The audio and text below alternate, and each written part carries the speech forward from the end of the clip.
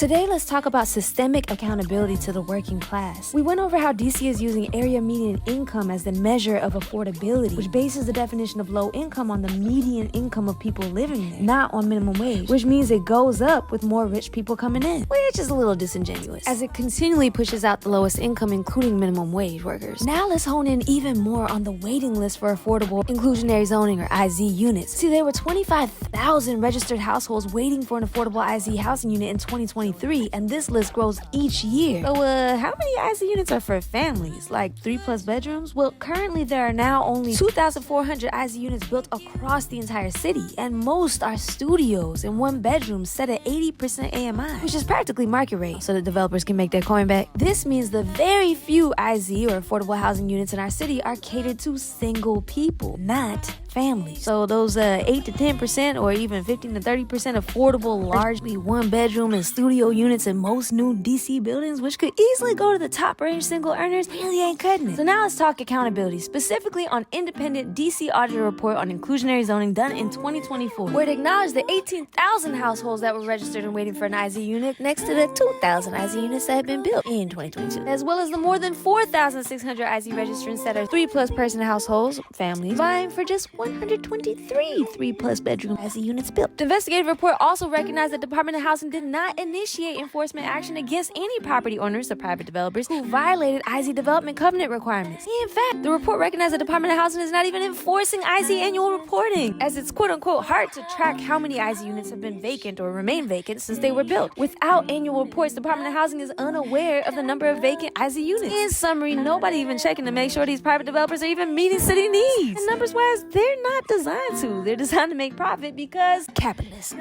Add to this that in 2021, DC's Department of Housing was legally required to use 50% of the city's annual housing production trust fund for DC's lowest income earners and families, but only allocated 27% of the housing fund to serve our city's most vulnerable. That's all just coming together. And this, ladies and gentlemen, is yet more ways how gentrification works. Lack of citywide accountability. Let's talk solutions next time.